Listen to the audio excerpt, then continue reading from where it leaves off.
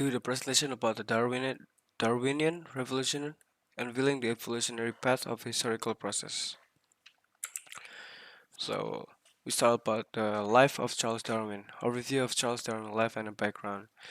Charles Darwin was an English naturalist and geologist best known for his contribution to the theory of evolution. Born in 1909, Darwin developed his theory of natural selection after years of observation and research during his voyage on the MH Beagle.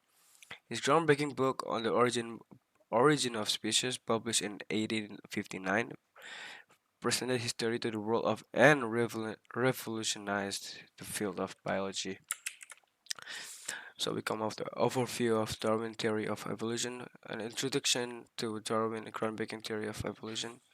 Darwin theory of evolution, also known as natural selection, proposed that species evolve over time through the process of adaptation and survival of the fittest, leading to the diversification of life forms on Earth. So we have the critic of Darwin theory. First, we have a gasp in the fossil record. Some critics argue that the fossil record does not provide a complete and continuous documentation of transitional form, creating a gasp in the evidence for evolution. However, it's essential to understand that fossilization is a rare occurrence, and the fossil record is inherently incomplete. It's crucial to recognize that while this critique exists, the overwhelming majority of scientists accept the core principles of Darwinian evolution. The theory has been refined and expanded over the years, incorporating the new evidence from various scientific disciplines. The critics often raise from a lack of understanding or misrepresentation of evolutionary concept rather than inherent flaws in the theory itself. We have alternative theories. So we have five theories. So first, we have a Lamarckism, the theory that evolution occurs through the inheritance of a characteristic. And the second one, we have creationism, the belief that universe and living organism originate from the specific act of divine creation. And the third one, we have the intelligent design, the theory that certain features of the universe and living organism are the best explained by intelligent cause, not an undirected process such as natural selection.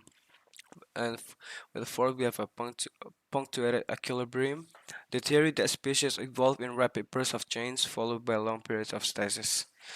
And the last one, we have a neutral theory of a molecular evolution, the theory that most genetic variation within population is due to the random drift of mutant alleles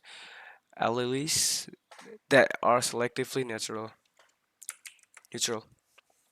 We have a controversies and a debates. We have a Lamarckism. Jean-Baptiste Lamarck proposed the theory of inheritance of a characteristic, which was in contrast of Darwin theory of natural selection. The second one, we have a social Darwinism. Herbert Spencer, on the other, applied the Darwin theory to society, suggesting that the struggle for survival and natural selection also applied to human societies.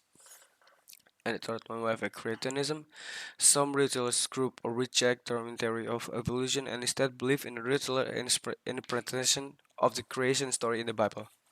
And the fourth one, we have intelligent design. This belief suggests that certain features of the universe and living things are best explained by intelligent cause rather than natural processes.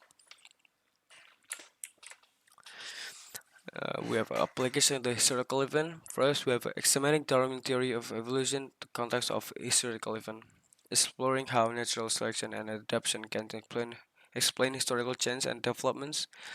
And second one, we're analyzing the impact of Darwin theory on the historical interpretation, investigating how Darwin ideas have influenced the understanding of human history and the evolution of societies.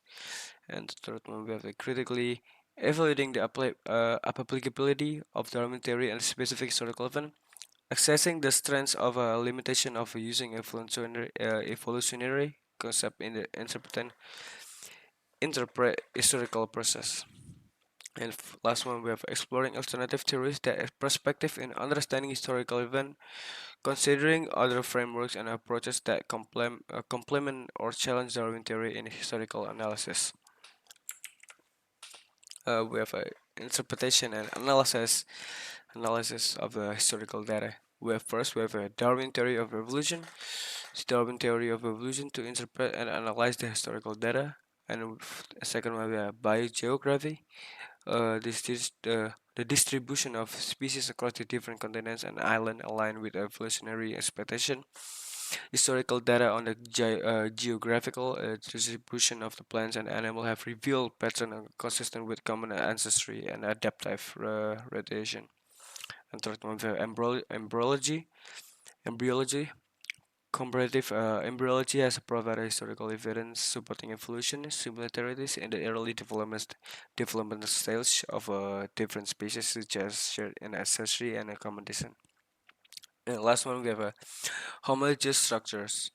Comparative anatomy focusing on homologous structures, or similar structures with a common evolutionary origin, provides historical data that support the idea of descent with modification. For instance, the pentadactyl limb structure in vertebrates point to a common ancestors. That's all, guys. Thank you. Assalamualaikum warahmatullahi wabarakatuh.